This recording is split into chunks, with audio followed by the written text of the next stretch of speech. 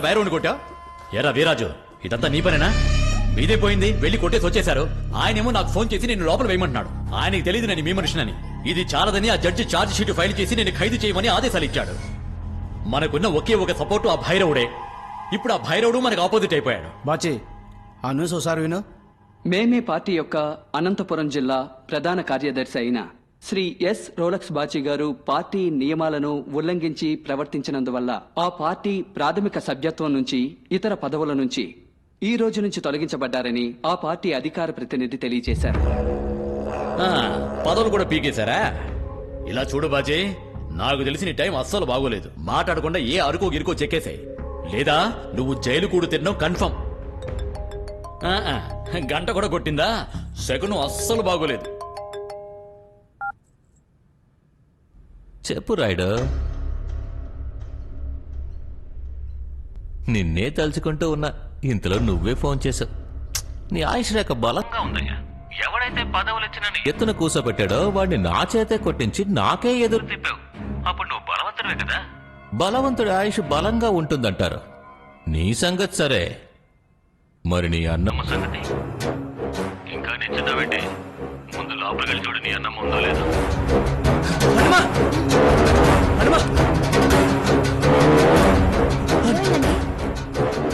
అన్నమ్మ ఇక్కడ కూరగాయల కోసం మార్కెట్కి వెళ్ళింది.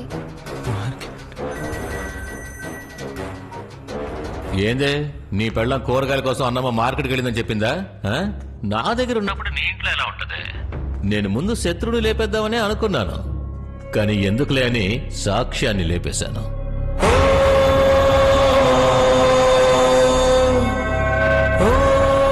నీకు నాకు ఓ సెటిల్మెంట్ ఉంది. ముందు బైరోడ్ ఇంటికి రా.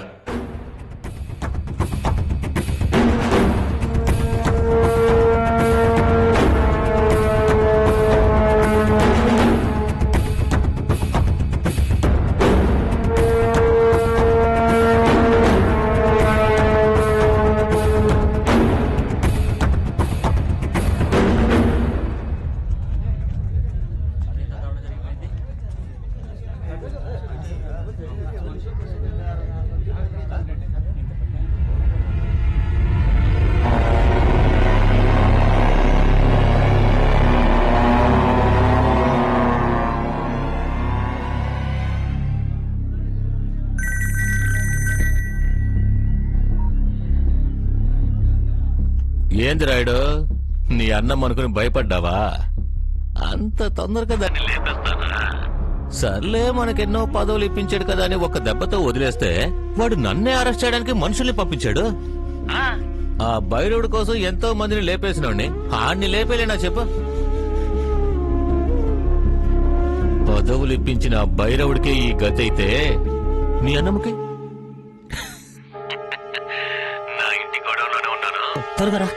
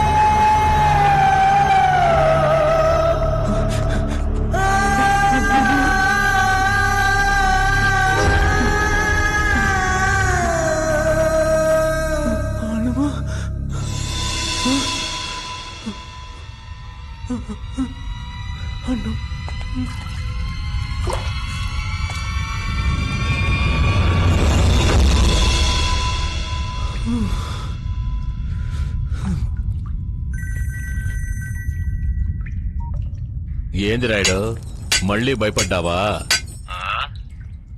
నీ ముందు శవంగా పడున్నాడే పాపారావు ఓవర్గా మాట్లాడాడు, నీ అన్నమ్మలాగా. ఆ భైరవుడు ఇంటికి వెళ్ళినప్పుడల్లా నోయి నోయి నోయిని ఏదోటి వాగుతూనే ఉంటాడు. తలే లేనప్పుడు ఇక తోకుండి ఏటి ప్రయోజనం అని దాన్ని కూడా కలిపి నరికేశాను. నేనెవరో తెలియాలి కదా. నెక్స్ట్ నీ ఇంటికే వస్తున్నా, అక్కడికి రా.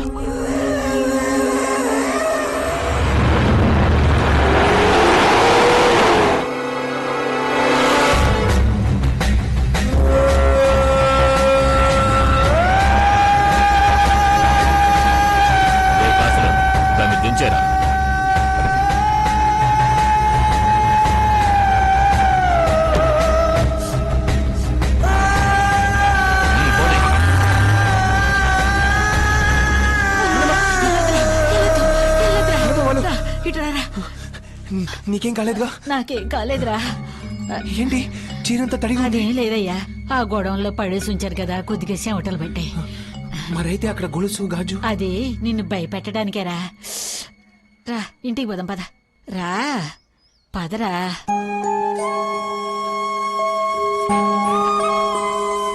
భాగ్య, ఏమైందమ్మా? ఎక్కడికి వెళ్ళావు? ఎక్కడికి పోలే తల్లి, నువ్వేం భయపడమాక. చీరంతా తడిచిపోయింది, ఏమైంది? అన్నమ్మకేం కాలేదు కానీ భాగ్య ఫోన్ తీసుకెళ్లి ఛార్జర్లో పెట్టు. వెళ్ళు. ఏం తల్లి నీరసంగా ఉంది, కసిన పాలు తెస్తావా?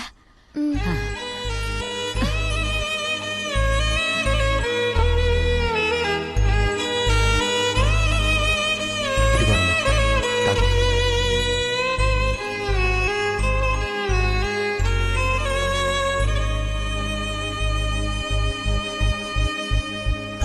ఏంటి? ఏం లేదయ్యా.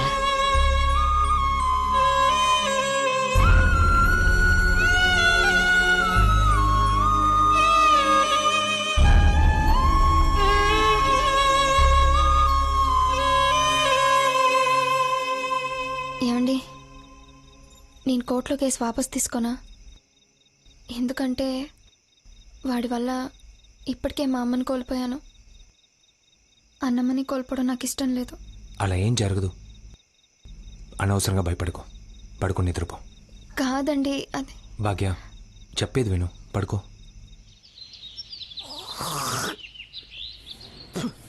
పెళ్ళి అవ్వకముందేమో ఇంటికి రాడు, పెళ్ళి అయిన తర్వాత బయటికి రాడు.